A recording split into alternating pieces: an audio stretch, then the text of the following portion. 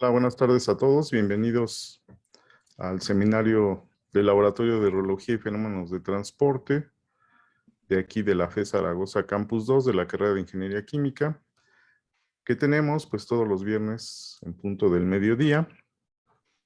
En esta ocasión nos va a presentar el alumno Luis Fernando Gómez Guzmán. Su tema, que además apenas está empezando, es el cálculo del esfuerzo de excedencia en coberturas de chocolate con goma Jantana. Su asesor es el doctor Luis Medina Torres y su asesor técnico es el maestro en ciencias Luis Antonio Ramírez Torres, a quien ya conocen, pues es uno de los coorganizadores de este seminario. Entonces, te damos la bienvenida, Luis Fernando, le damos la bienvenida a los asistentes y adelante, por favor. Gracias, profesor. Bueno, hola compañeros. Como ya dijo el profesor, mi nombre es Luis Fernando Gómez Guzmán. En esta ocasión les traigo el tema que estoy desarrollando para mi servicio social, que lleva por nombre el cálculo de esfuerzo de excedencia de cubiertas de chocolate con goma Jantana. Bueno, en esta presentación se divide en 8 secciones, lo que son el resumen, el marco teórico, las hipótesis, objetivos, avances, conclusiones parciales, cronogramas y actividades que aún tengo por realizar y pues por último la bibliografía. Bueno, comencemos con el apartado de resumen. Las coberturas de chocolate son emulsiones ampliamente utilizadas en la industria de los alimentos, donde actualmente se está buscando una producción que se encuentra reducida en calorías, todo esto a favor de la salud de los consumidores, y esta reducción se hace mediante la reducción de grasas y azúcares. El objetivo de ese trabajo es estudiar el comportamiento al flujo cortante simple de las coberturas de chocolate con goma Jantana y sin goma Jantana, y además predecir el esfuerzo de excedencia utilizando el modelo de Bautista-Manero-Puig, o por sus siglas BMP, para compararlo con el obtenido por un modelo de Cazón. Esto en base a la normativa 186 SSA1.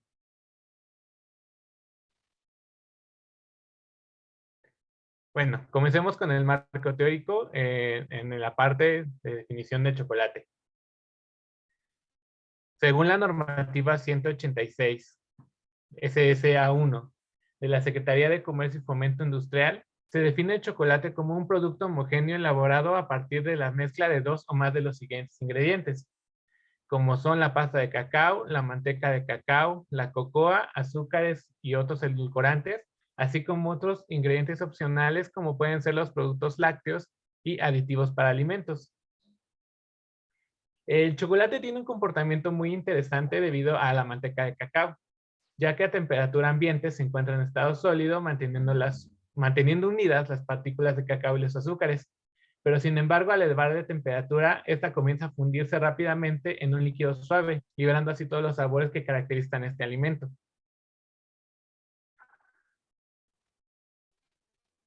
Las coberturas de chocolate se caracterizan por ser un tipo de material duro al tacto y que se quiebra fácilmente cuando es sometido a esfuerzos mecánicos. Las coberturas se utilizan para conseguir un alto brillo al temperar el chocolate y una textura más rígida al romperse. Esto se debe a que las coberturas se funden muy fácilmente y son muy moldeables.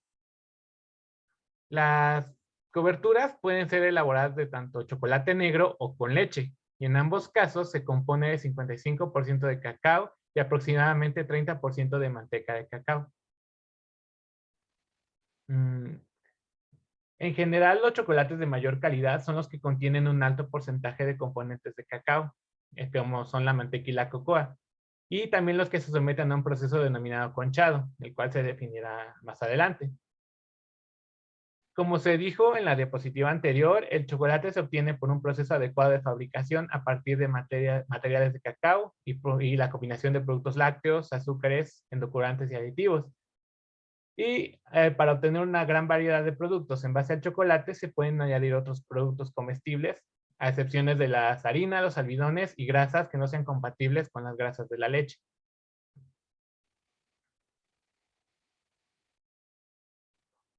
Comencemos describiendo cuál es la elaboración de las cubiertas de chocolate. Para la elaboración no se ha desarrollado ningún procedimiento tal cual uniforme que sea admitido por las empresas. Muchas de las tecnologías de elaboración de las cubiertas de cacao se encuentran en un conocimiento empírico que se basa en la experiencia personal que se tiene en la fabricación del chocolate, incluso en la propia observación del procedimiento, perdón. El diagrama que podemos ver son rangos operativos comunes y básicos que son compartidos por dichas empresas molineras de cacao y de manufactura de chocolate. Cualquier modificación del proceso que podemos ver aquí, pues se desconoce para el público en general.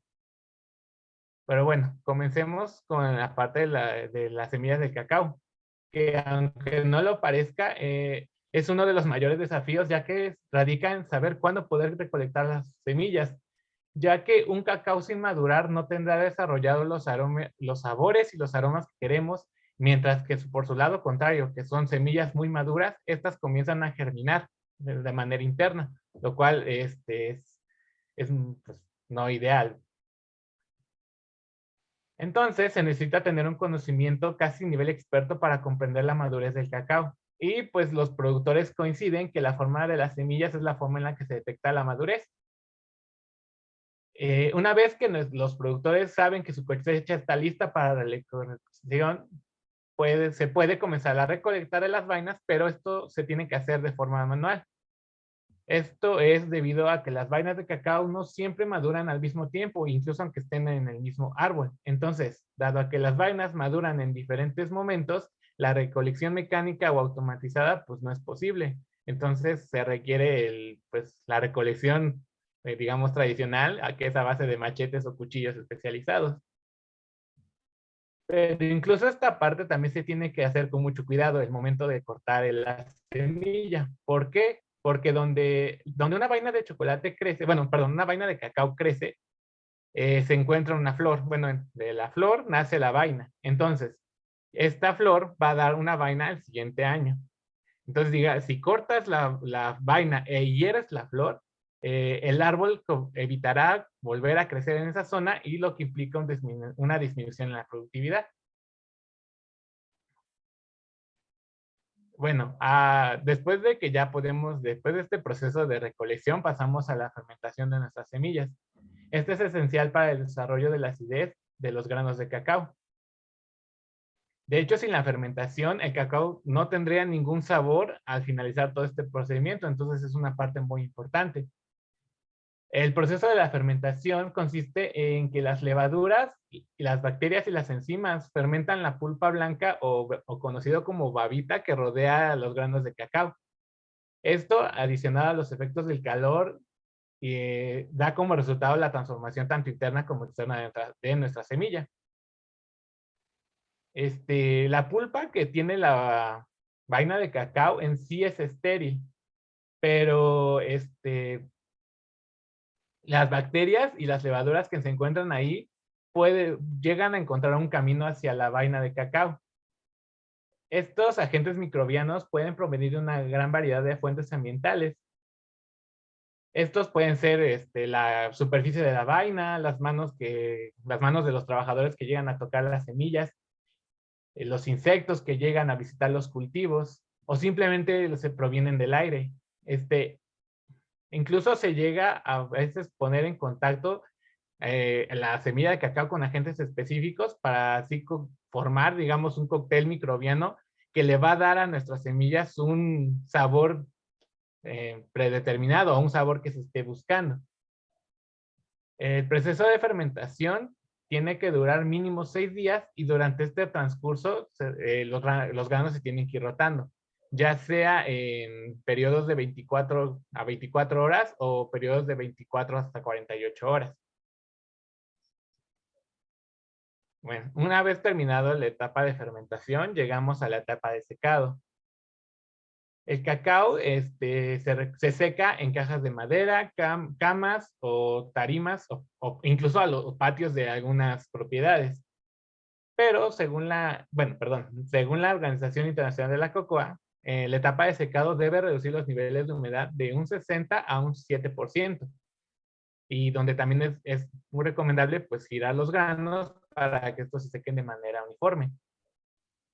Para el proceso de secado se recomienda usar calentadores solares donde los cajones de madera sean protegidos de una exposición solar extrema, esto mediante una malla de plástico. ¿Esto para qué? Bueno, pues nos ayuda a controlar el proceso de secado para así poder obtener una poca acidez, una menor astringencia y una mayor consistencia en la humedad al final de este proceso. Una vez terminado el proceso de secado, pasamos a un proceso que es casi continuo, que es el tostado, el refinado y la molienda. Comencemos por el tostado. Esta es importante por varios motivos. Primero, la alta temperatura del tostado ayuda a destruir todos los microorganismos que pueden contaminar la semilla de cacao. Durante el tostado, se pueden modificar los precursores del sabor y del aroma, que estos se han comenzado a desarrollar en la etapa de fermentación.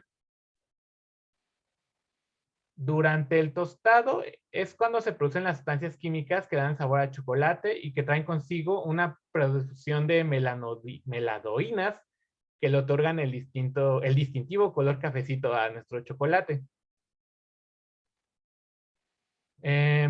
El tostado de los granos de cacao puede ofrecer tiene un problema técnico. Esto es debido a que el tamaño medio de los granos varía mucho, así que pues el tostado no puede ser homogéneo en muchos casos.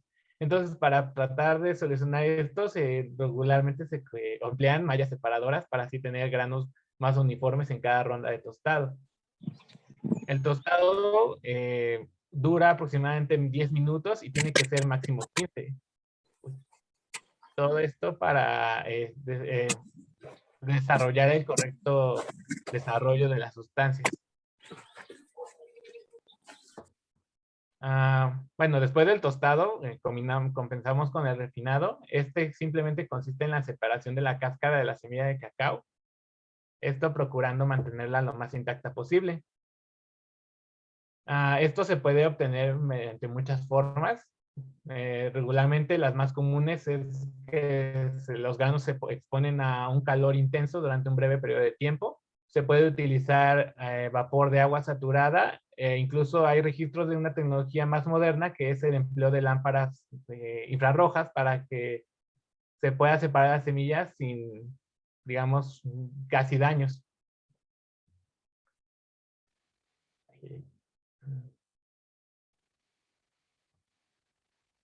Perdón. Después del refinado pasamos a la molienda, que es, bueno, tras obviamente eliminar las semillas, tenemos que pasar este procedimiento con el objeto de separar la masa de cacao de su manteca. Tenemos que aclarar que durante este proceso es necesaria una cierta cantidad de manteca, aparte de la que ya se tiene, con el objeto de mantener una masa fluida y fácilmente manipulable. Existen varios tipos de molino. Molino de impacto, molino de discos y el más habitual en las factorías chocolateras es el molino de bolas. Este sistema consiste en un recipiente lleno de bolas de acero y al momento de comenzar a girar el eje, el movimiento de las bolas del mismo recipiente desmenuza el cacao.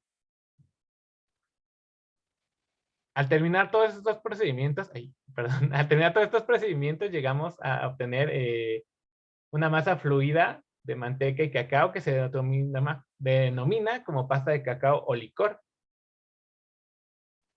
Con la pasta comienza la preparación del chocolate, como lo conocemos, mediante la mezcla de otros ingredientes, ya como son leche, ya sea en polvo o líquido, los azúcares, más manteca de cacao y en caso necesario los aditivos requeridos.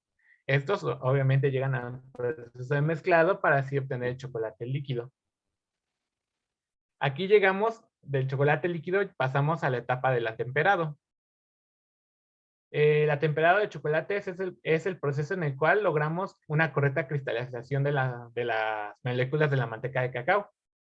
Y es necesario para todos nuestros productos secos que contengan manteca de cacao, como son nuestras coberturas. El objetivo del atemperado es lograr que la pieza se quiebre perfectamente, tenga una superficie brillante Y gracias a este proceso podemos almacenar el chocolate sin alteración de sus propiedades, siempre y cuando no rebasemos los 35 grados centígrados.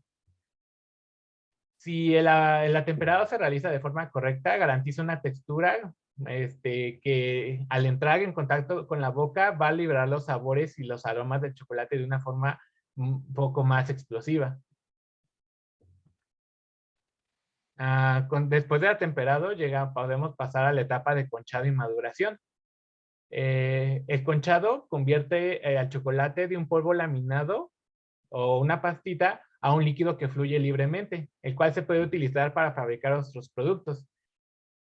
Esto implica el recubrimiento de las partículas sólidas con grasa, de modo que estas se pueden deslizar juntas. Y el proceso de maduración, que controla la cristalización de la manteca de cacao y es muy importante para el proceso debido a que es responsable de diversas características como son la dureza, la liberación del sabor y un desmoldado sencillo. Pasando todos estos procesos, obtenemos el resultado final, que son nuestras coberturas de chocolate. Y como podemos ver, el proceso de elaboración para la misma es muy delicado y cada paso puede afectar radicalmente el sabor y las propiedades de nuestras cubiertas. Y por eso es muy importante tener en cuenta cada paso para garantizar un producto satisfactorio.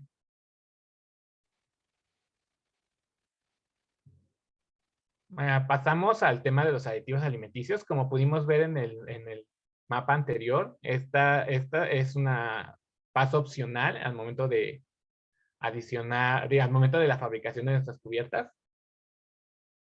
Pero bueno, en la actualidad los consumidores tienen a su alcance una gran variedad de alimentos para escoger y esto nos ha vuelto más selectivos y exigentes. Esto ha obligado a la industria alimenticia a preocuparse por los gustos de sus consumidores. En el proceso de alimentos se busca texturas, sabores agradables y lograr que las características de nuestros alimentos, ya sea las características organolépticas y nutritivas, perduren durante mucho tiempo después del proceso de elaboración. Los aditivos alimentarios tienen un papel fundamental a la hora de mantener las cualidades, las características de los alimentos que exigen los consumidores y hacen que los alimentos continúen siendo seguros, nutritivos y sobre todo apetecibles. La norma 218 de la Secretaría de Salud define un aditivo como cualquier sustancia permitida que sin tener propiedades nutritivas se incluye en la formulación de los productos y que actúe como estabilizante, conservador o modificador de las características organolépticas para favorecer ya sea la estabilidad, la conservación, la apariencia o la aceptabilidad.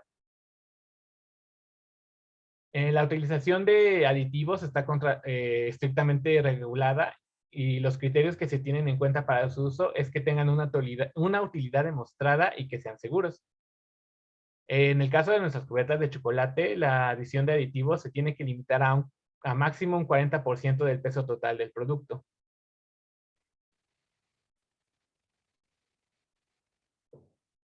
Bueno, al hablar de aditivos alimenticios, la goma xanthana pertenece a uno de ellos. La goma xanthana es un polisacárido extracelular sintetizado por cultivos de fermentación de la bacteria Xanthomas campestris, de alto peso molecular. Algunas de las características principales, como podemos ver en la estructura, contiene glucosa, manosa y ácido glucurónico. La goma xanthana es estable a altas temperaturas y índices de pH elevados. No tiene ningún valor nutritivo y no es tóxico al consumo humano, lo que lo hace perfecto como aditivo alimenticio. Y es compatible con otros espesantes de alimentos, generalmente lo que son los aliginatos, y los almidones.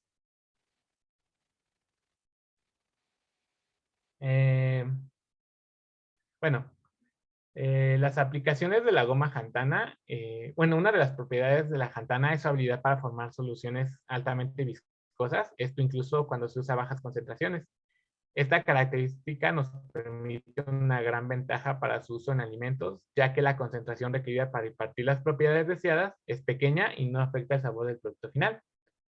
Además, es utilizada en muchos productos como son espesantes y estabilizantes y agentes de conservación de suspensiones.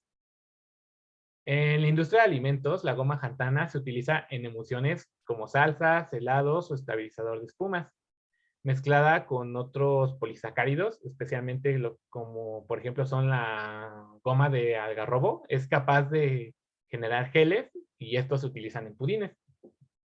Otras aplicaciones, aparte de los alimentos, podría ser en la industria del petróleo, ya que se usa como viscosificante en los aceites para la perforación de pozos.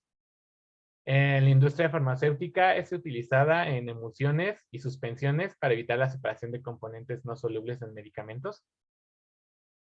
En cosméticos es altamente utilizada en cremas y geles, y lo que les brinda una bueno, perdón, en los cosméticos, en las cremas y geles, les brinda suavidad, esto debido a la característica de pseudoplasticidad de la goma. Pero bueno, nosotros nos vamos a concentrar en cómo funciona la goma xantana en las cubiertas de chocolate. Durante el atemperado, una correcta cristalización de la manteca de cacao es necesaria, ya que es responsable de las características de las cubiertas, como son la dureza, la rápida y completa función en la boca, el brillo y la vida útil de nuestras cubiertas. La adición de goma xantana permite la reducción del contenido de manteca de cacao, pero sin perder la estabilidad que confiere y mantiene la consistencia, nuestras texturas deseadas y las características de las cubiertas. Todo esto se debe a las propiedades emulsificantes de la goma.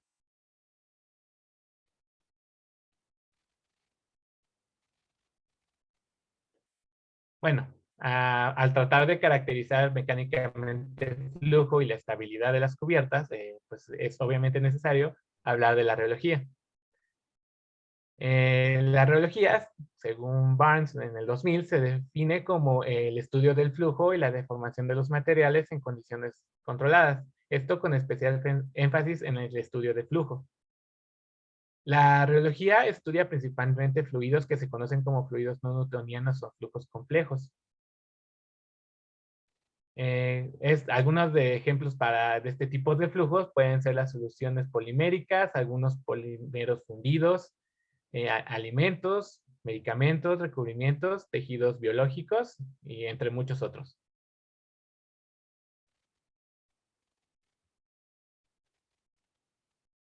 A la hora de nosotros, a ver, nos vamos a enfocar en la reología del chocolate.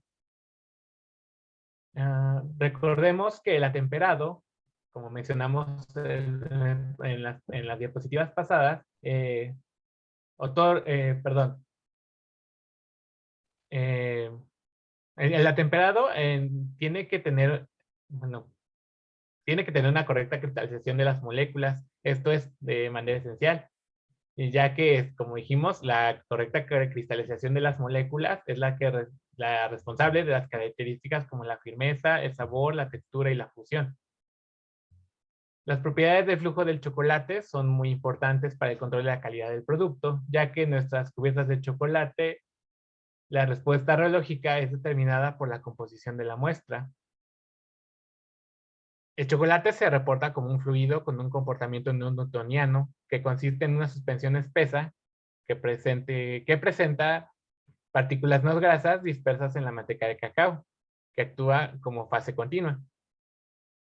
La manteca de cacao tiene una estructura polifórmica. Esto quiere decir que se conforma con diferentes tipos de grasas y cada una con diferentes tipos de fusión.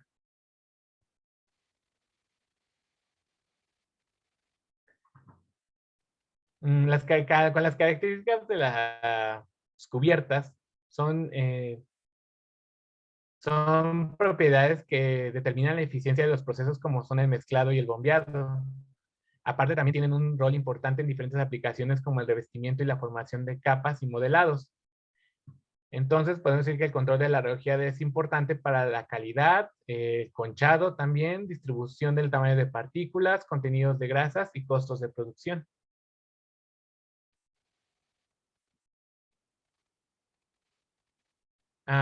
Por parte de la goma xantana, la goma xantana se utiliza ampliamente en la industria de alimentos como espesante. Es decir, va a aportar pseudoplasticidad y estabilidad de los parámetros reológicos ante la temperatura.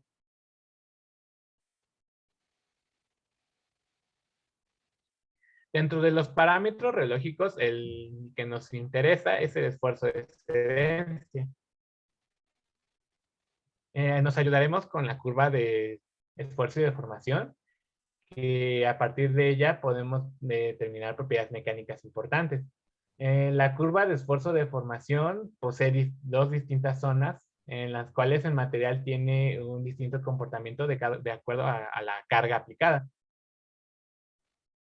La zona roja es la zona elástica. Esta es donde es válida la ley de Hooke, en la que el esfuerzo y la deformación son proporcionales. En esta zona, el material se recobra totalmente después de cualquier aplicación de esfuerzos. Donde pues la pendiente de esta zona se conoce como módulo de plasticidad. El esfuerzo de excedencia se conoce también como un límite elástico, que es el puntito azul.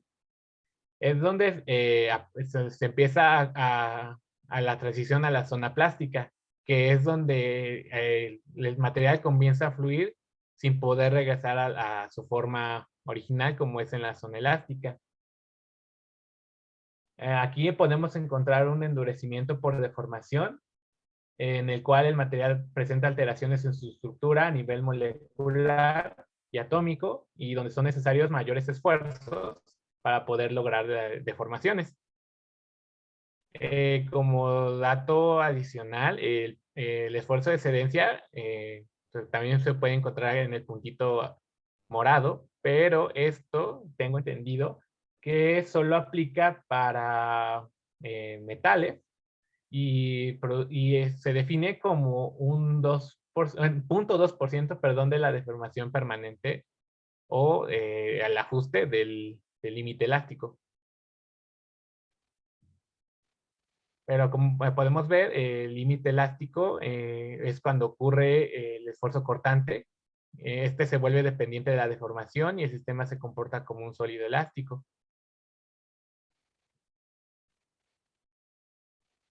Entonces, podemos decir que el esfuerzo de excedencia de un material se define como el esfuerzo en el cual el material se empieza a deformar de forma plástica, o también se define como el esfuerzo requerido para producir una pequeña deformación plástica. Uy. Perdón. Bueno, pasamos al modelo de Casson. Muchos alimentos y fluidos biológicos, en especial la sangre, pueden ser descritos por este modelo, tomando en consideración un esfuerzo de excedencia y un comportamiento no newtoniano por medio de la ley de potencias.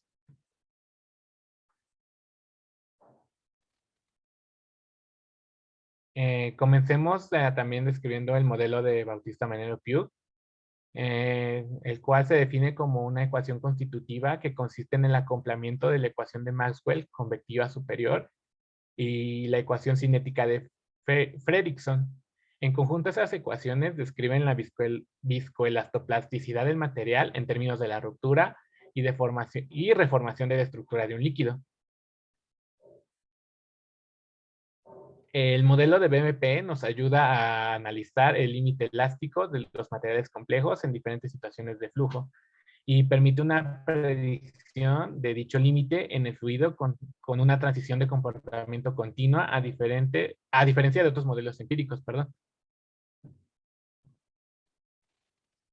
En base a la ecuación de Maxwell convectiva superior que describe la viscoelasticidad del material y junto a la ecuación de Fredrickson que describe la cinética de primer orden de estructuración y desestructuración de líquido, podemos definir el esfuerzo de excedencia en un flujo cortante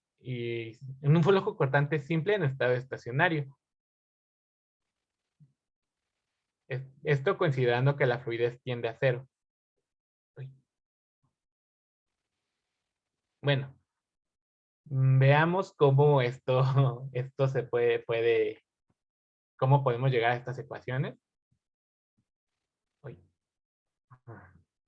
Bueno, comenzamos definiendo que para una suspensión de partículas sólidas en un solvente newtoniano, el modelo de BMP se describe,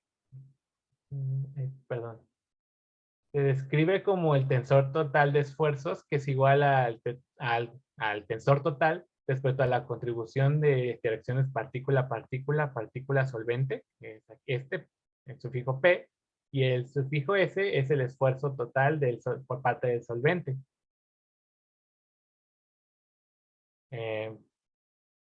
Donde este último, que es el esfuerzo total del solvente, se define como 2 veces la viscosidad del solvente por la parte simétrica del tensor de gradiente de velocidad. Para el tensor, para estas 3 ecuaciones que tenemos aquí, son respecto a cada esfuerzo que tenemos. Para el tensor de esfuerzos en función de la partícula, perdón, en función del tensor total de esfuerzos que considera ambas fuerzas, de tanto de las interacciones partícula-partícula y partícula solvente, establece que el tensor de esfuerzos P está más 1 sobre el módulo de corte multiplicado por la fluidez de la contribución total. Esto se multiplica por la derivada por convección superior del tensor total de esfuerzos. Y esto es igual a 2 entre la fluidez de la contribución total por la parte simétrica del gradiente de velocidad. Aquí no lo hay. Perdón. Para la contribución, para la ecuación 7, define la contribución partícula solvente. Esta se establece como la derivada con respecto al tiempo de la fluidez de la contribución total. Es igual a 1 sobre el tiempo estructural, lambda, multiplicado por la diferencia de la fluidez sin deformación, menos la, perdón, la diferencia de deformación,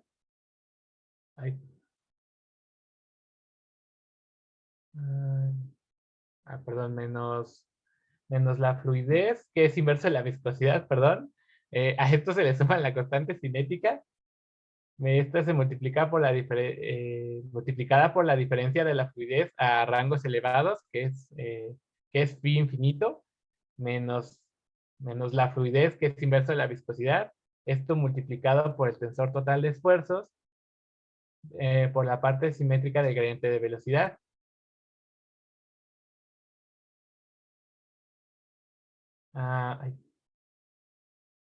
Hay que aclarar que la derivada por convención del tensor de esfuerzos se define como la derivada material respecto al tiempo del tensor total de esfuerzos menos el tensor del gradiente de velocidad multiplicado por el tensor total de esfuerzos más el tensor total de esfuerzos por el gradiente transpuesto de velocidades, que es la ecuación número 8. Estas ecuaciones, las 6, 7 y 8, expresan que los procesos viscoelásticos no lineales que se contienen en la ecuación de Maxwell están acoplados con una ecuación escrita en términos de fluidez, que en sí misma una ecuación cinética con un tiempo característico relacionado con la formación de la estructura y término de construcción que se encuentra relacionado con la modificación de la estructura de la constante cinética. Esta versión del modelo de BMP es simple y desprecia los efectos derivados de los gradientes de concentración y los fenómenos de bandas de corte, incluidos en una formulación general derivada de la termodinámica irreversible.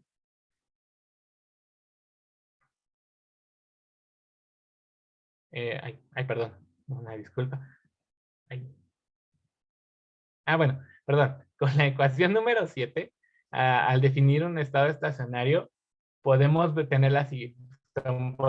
la siguiente forma, donde claramente se ve la disipación debido a las interacciones partículas solventes y partículas es pequeña a velocidades de deformación pequeñas y es grande a medida que la fluidez se acerca a la fluidez del solvente.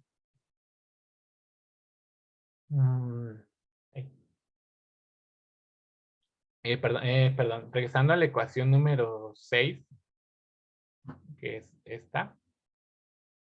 En el límite se puede ver en el límite Cuando la fluidez es cero, la integración con el tiempo que conduce a la ley de Hooke de un sólido elástico.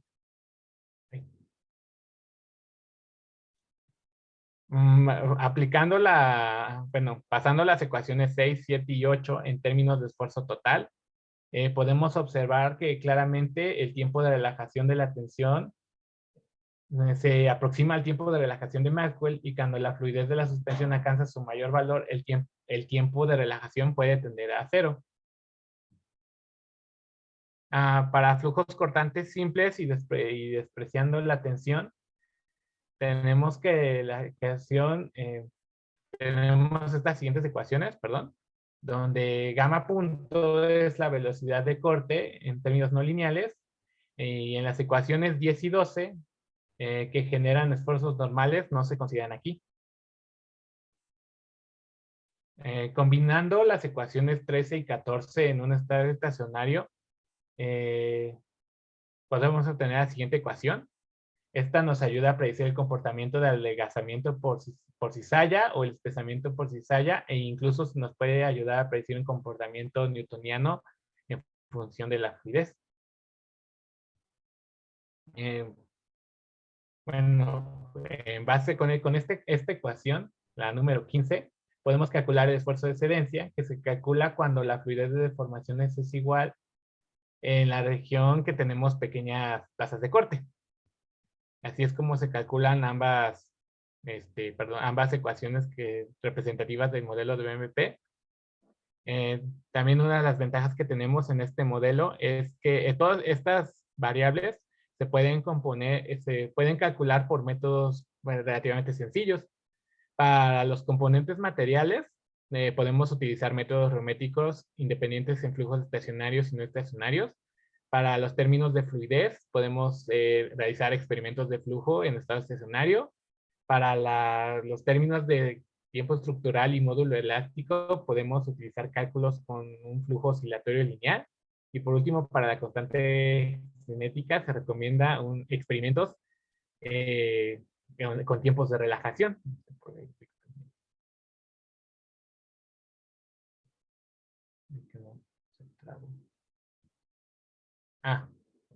Bueno, pasemos para las ventajas anteriores. También tenemos que otras ventajas del modelo de BMP es que, a diferencia de otros modelos que predicen el comportamiento sólido real, la transición suave al comportamiento líquido la transición suave al comportamiento líquido, perdón, el modelo de BMP no es empírico, sino que utiliza bases físicas más consistentes. Además, otra ventaja del modelo de BMP es que predice un comportamiento elástico real, o comportamientos de sólido elástico o de Hooke, cuando la velocidad del corte inicial es cero.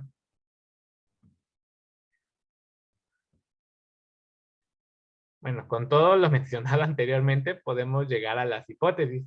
Tenemos 4. La número 1 son que las cubetas de chocolate con goma Jantana van a presentar un esfuerzo de excedencia. La número 2 es que las cubetas de chocolate con goma Jantana van a presentar un comportamiento reológico complejo. La hipótesis número 3 es que el modelo de BMP predicirá un esfuerzo a la excedencia cercano al experimental. Y por último, la goma Jantana podrá reemplazar a la manteca de cacao, dándole características de estabilidad similares.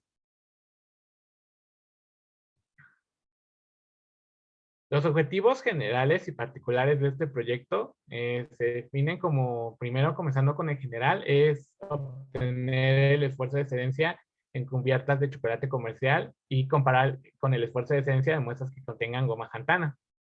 Los objetivos particulares es, obviamente, realizar una investigación bibliográfica extensa respecto a todos los modelos, determinar la estabilidad de las cubiertas de chocolate reducidas en calorías con goma Jantana por medio de pruebas reológicas.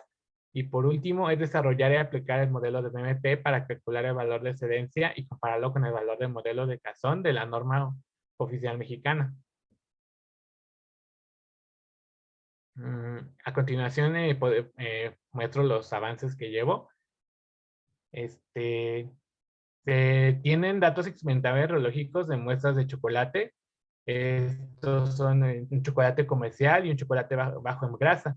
Las mediciones que se obtuvieron de estos dos chocolates se realizaron en una temperatura de 25 grados en un reómetro TA Instruments ARG2. Este reómetro cuenta con un motor de inducción electrónica que se controlado con un soporte de aire para las partes rotativas. Aquí tengo una foto que tomé en el Instituto de Materiales, ahí en el laboratorio. Aparte del trabajo que se me ha mandado a realizar, es definir el comportamiento pues, para entender el comportamiento de los flujos que tenemos. Primero comenzamos a definir qué es el flujo entre dos placas. Es una forma de visualizar un flujo cortante, es decir, donde tenemos elementos de líquido que fluyen unos encima de otros. Esto se puede, nos ayuda, perdón, esto se ve visualizando el movimiento como el modelo de placas hipotéticas paralelas, donde la placa inferior se encuentra inmóvil y a medida que vamos subiendo entre placas, estas van aumentando la velocidad, lo que provoca un comportamiento de velocidad de flujo dependiente de Y. Perdón, Fernando, te quedan 5 minutos. Ay, bueno, rápido. Perdón. Considerando que tenemos una longitud de placas separadas, W, una altura H, mientras la placa superior se mueve a una velocidad U en dirección X, el comportamiento, perdón, el comportamiento de perfil de velocidad de flujo se define como la parcial respecto a Y de la velocidad de X. Analizando las condiciones del sistema que tenemos en esto, es un flujo unidireccional, considerando que tenemos el chocolate, es un flujo unidireccional, un flujo no newtoniano, es laminar, se encuentra en estado estacionario, es isotérmico, no tenemos reacciones químicas durante todo el sistema. Tenemos un flujo por arrastre, un flujo de incompresibilidad y una fuerza de gravedad despreciable. El perfil de velocidad para el sistema de dos placas se representa como la velocidad inicial sobre cualquier punto de separación de las placas, esto multiplicado por Y. El modelo de placas es un modelo sencillo. Nosotros estamos utilizando una geometría de platos paralelos. Como podemos ver aquí, consiste en dos platos circulares con R que se separan por una distancia H, donde la muestra, que en este caso sería chocolate, es depositada en el plato inferior, el cual va a permanecer inmóvil y va a ser arrastrada por el plato superior, el cual va a girar a una velocidad tangencial omega.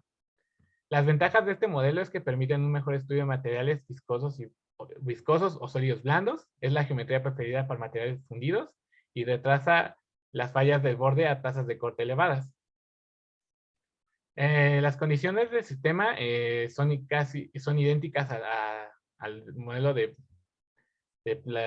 placas paralelas, pero aquí no tenemos un flujo unidireccional, aquí tenemos un flujo bidireccional. Esto provoca que el perfil de velocidades esté en función de R, que es el radio, y la separación H de los platos, el cual se expresa como la velocidad tangencial por la distancia, bueno, por el eje Z, bueno, por el punto en el eje Z, por la altura total la distancia total entre platos, perdón. Con esta ecuación podemos obtener la tasa de corte, que básicamente es la velocidad tangencial multiplicada por radio entre la altura de separación de los platos. Con estas ecuaciones se puede definir... Perdón, Fernando, yo creo que si puedes ir concluyendo, porque sí Ah, necesito hacerte sí, algunos disculpe. puntos ahí. Sí, bueno, son unas gráficas eh, que se sacaron de la muestra. La primera simplemente es la comparación de la comercial con la goma Jantana. Se tienen curvas de deformación únicamente del chocolate sin goma y también la prueba de barrido de chocolate sin goma. Las conclusiones parciales de la presentación es que la geometría de platos paralelos obviamente es la indicada para realizar nuestro estudio del chocolate. Ay, perdón.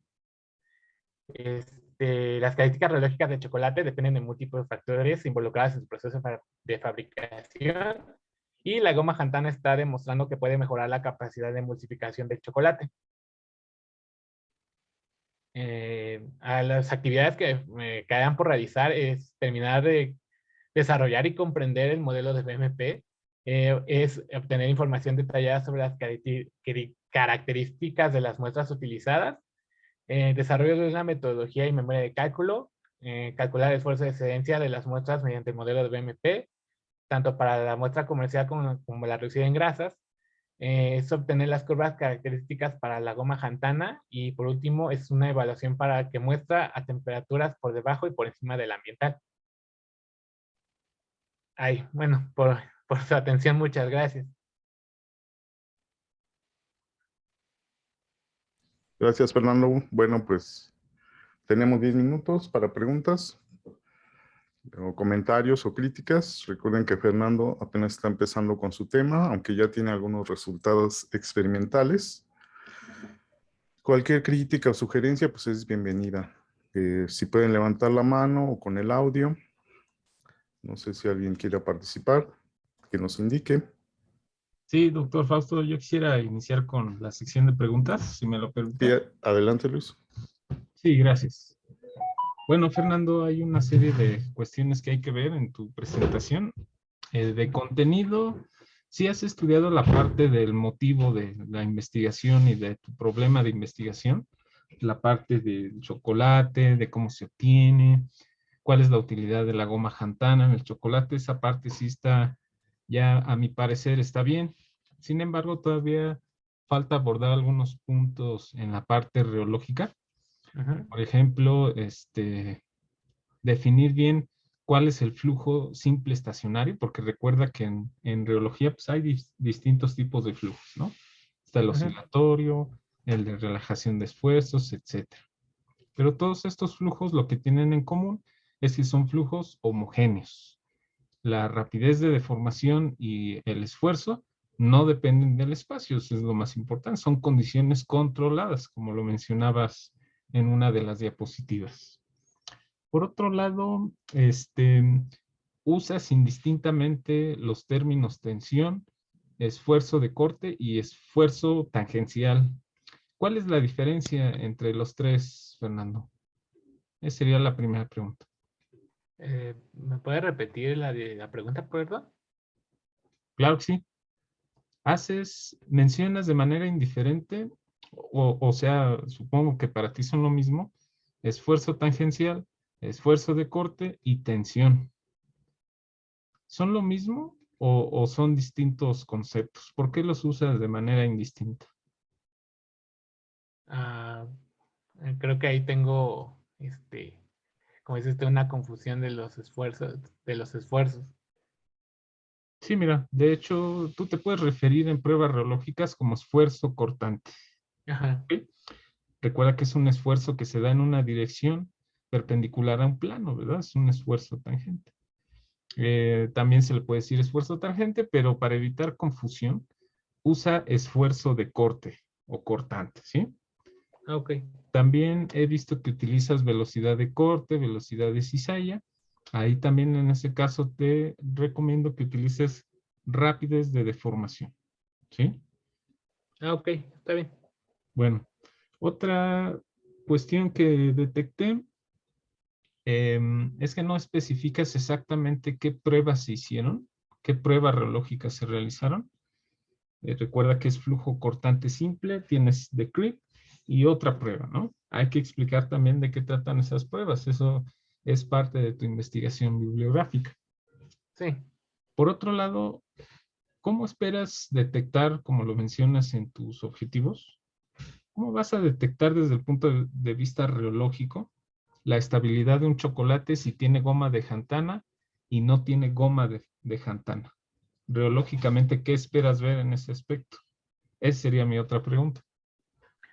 Bueno, o sea, bueno, para poder ver si el chocolate se mantiene la estabilidad con la goma Hantana, es que los resultados en las pruebas reológicas, tanto, digamos, de forma de cálculo o incluso gráficas, sean parecidas, o sea, que las curvas sean parecidas y se mantengan en el mismo rango. Si veo que el rango difiere mucho, es decir, que las cubiertas están siendo inestables con la goma Jantana a comparación de chocolate sin ella.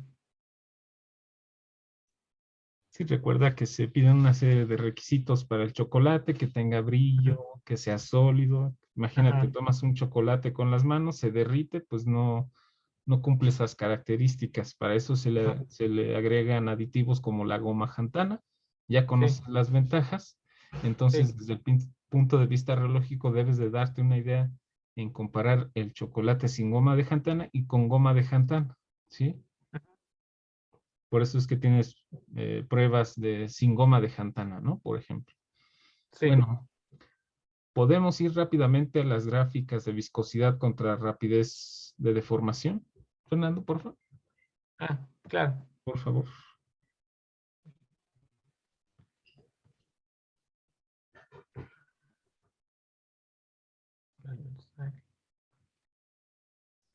Sería... ¿Cuál gráfica me dijo, perdón? La de viscosidad, exactamente esa. Bueno, em, por lo general, cuando se grafica viscosidad contra rapidez de deformación es en escala logarítmica, ¿ok? No operador logaritmo. Ah, ok. Y ahí estás graficando operador logaritmo de gamma Ajá. punto contra operador logaritmo de viscosidad. Es en escala logarítmica, ¿ok? Ah, ok, está bien. También faltó definir exactamente desde el punto de vista reológico el esfuerzo a la cedencia, ¿ok? ¿Por qué el modelo de BMP es capaz de predecir ese esfuerzo de cedencia? Y ya por último, porque ya no tenemos mucho tiempo, ¿por qué utilizar el modelo de BMP en contra del modelo de Casson si el modelo de Casson tiene menos parámetros, por ejemplo?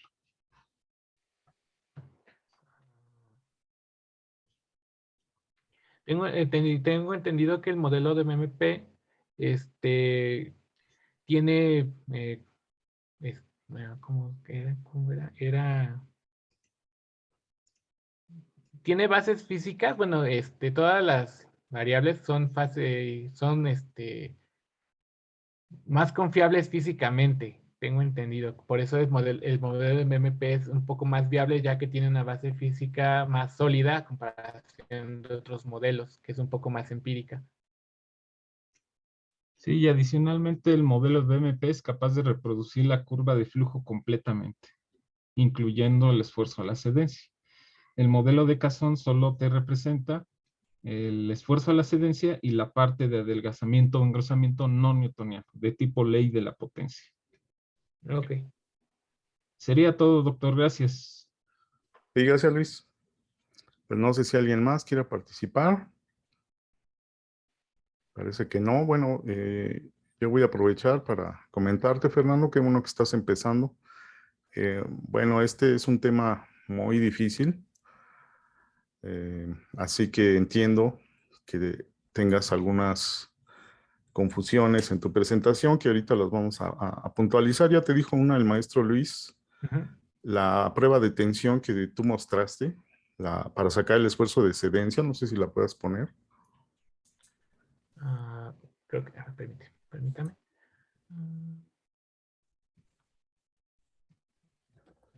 Y obviamente, pues estos seminarios son para eso, para que vayan mejorando sus presentaciones y sus Estas, trabajos. Sí, presentaste una curva donde dices que por ahí aplicas un factor de 0.002 y sacas el esfuerzo de cedencia, ¿no? sí, sí, sí, sí. Es, es esto. Ok, bueno, esto entiendo la confusión, pero te la digo para que sepas cuál fue el error aquí. Ujú. Esta prueba de tensión no se hace en un reómetro, se hace en una máquina de pruebas universales que muchas veces se refiere como máquina Instrom.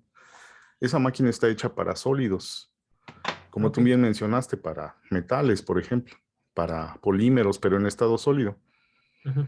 Ahí se saca este factor de 0.002 para metales, hay otros factores para otro tipo de materiales, pero básicamente esta prueba tú no la haces en un reómetro, tú la haces en una máquina universal.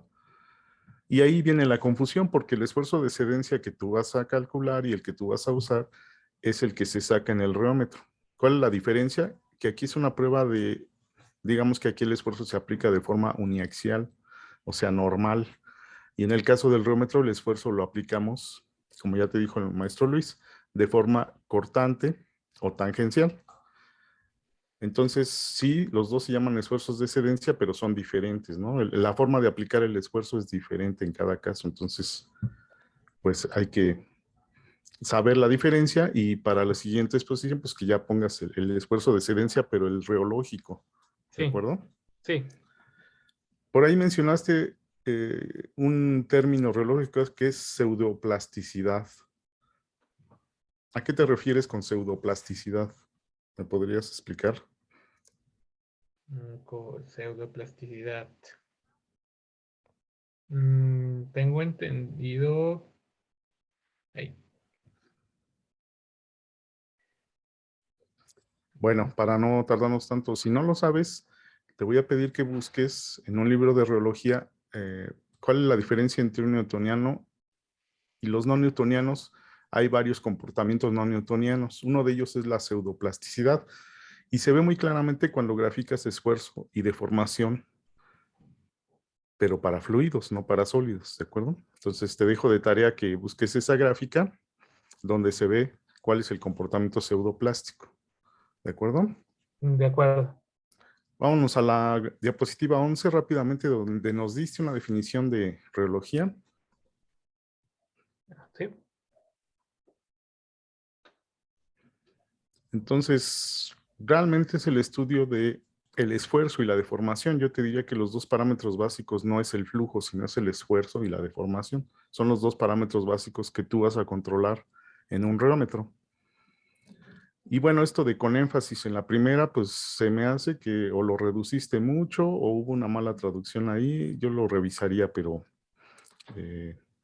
yo te diría que los dos parámetros básicos de reología no es flujo, es esfuerzo y deformación, ¿de acuerdo? Ah, ok. Para que Sí, lo corrijas. sí. Fluidez. ¿Qué es la fluidez? También mencionaste ese parámetro. La fluidez. Ujú. Incluso lo tienes en tus ecuaciones como phi, como el simbolito phi. Para ti, ¿qué es ese parámetro? ¿Qué representa físicamente la fluidez? Pues es la facilidad que tiene un fluido para, pues, digamos, moverse. Sí, pero digo, en tus ecuaciones, acuérdate, para que lo sepas, la fluidez es el inverso de la viscosidad, ¿de acuerdo? Ujú. Phi es 1 sobre eta. Entonces, tenlo Sí. presente. En la 19, pues yo te diría que revises bien porque el BMP, vamos a la diapositiva 19, si puedes, por favor. Sí. Yo te diría que el BMP no necesita hacer esta suma de esfuerzos. El BMP tiene un esfuerzo de excedencia que se obtiene naturalmente. Es decir, no tienes que hacer esto, como en otros modelos que pones el esfuerzo de excedencia, incluso aquí tú pones, este es el esfuerzo de la suspensión más el esfuerzo del solvente. Ujú. Ya desde el modelo sencillo del BMP, que no le mete solvente, ya desde ahí tiene un esfuerzo de excedencia. Ah, ok. Esto va con la intención de que revises los antecedentes. Nosotros en el grupo tenemos dos artículos que son muy importantes, que tú debes de poner una diapositiva de antecedentes y ahí Ujú. deben de ir esos dos artículos. Entonces, Ah, ok. el primer artículo es un artículo de reología de chocolate, donde está el Ujú. doctor Luis Medina y yo, entre otros autores. Ese lo debes de leer. El otro artículo es un artículo del esfuerzo de excedencia con este modelo BMP. Ujú. Ese también lo debes de leer y lo debes de tener aquí como antecedentes Ok. para que veas que no es necesario hacer esta contribución del solvente. El modelo sencillo ya contiene naturalmente un esfuerzo de excedencia, Ujú. pero bueno, hay que leer, tienes que leer esos artículos, ¿no? Sí, profe. Entonces Sí, son sí. mis recomendaciones. Obviamente estás empezando, todavía veo que tienes muchas dudas. Yo te podría preguntar por qué no usaste la geometría de cono y plato, ¿no? Que es la más adecuada. O sea, el chocolate no tiene ningún problema en que uses esa geometría, pero tú propones platos paralelos Ujú. No sé por qué, pero pues la más exacta es la de cono y plato. Y yo no veo ningún problema en usarla en el chocolate, pero bueno, ahí ya te dirá el doctor Luis Medina todos esos detalles y él te dirá por qué están usando esa, seguramente él te lo va a explicar. Bueno, es que bueno, fue el doctor Medina el que dijo que iba a Ujú. usar una geometría de platos paralelos. Bueno, perdón, Claro, de pero el que lo tiene que defender eres tú, ¿no? Porque es tu trabajo. sí. Entonces tú me tienes que explicar por qué usaste esa y no una de cono y plato. Ujú. No sé si me entiendas. Bueno, pues yo creo que para la siguiente vas a mejorar mucho. Sí, Te digo, acuérdate, hay que poner una diapositiva de antecedentes. sí. Y pues bueno, ahí la llevas, ¿no? Otra cosa que yo te diría que le comentes al doctor Luis, pues yo no haría CRIP. Tú dijiste que ibas a hacer relajación de esfuerzos y al final nos presentas gráficas de CRIP. Entonces, ¿es una o es otra? O sea, ¿para qué hiciste CRIP? Ahí sí me confundiste si dijiste que ibas a hacer relajación de esfuerzos. No es lo mismo, ¿eh? Ok. Entonces ahí también estudia por qué y pregúntale al doctor Luis para que te diga la razón. Yo diría que debes de hacer relajación de esfuerzos y no CRIP. Ese es Ok. otro comentario. Sí. Bueno, pues ya se nos acabó el tiempo. Les agradecemos su presencia. Ya la siguiente semana inician las clases aquí en la FES. Entonces, seguramente vamos a tener más gente. Los invitamos a que estén participando, sobre todo los que son alumnos de nuestro grupo, para que se vayan empapando en los temas y en la reología para que vayan aprendiendo. Los esperamos la próxima semana y les agradecemos su presencia. Que tengan buena tarde. Hasta luego, gracias.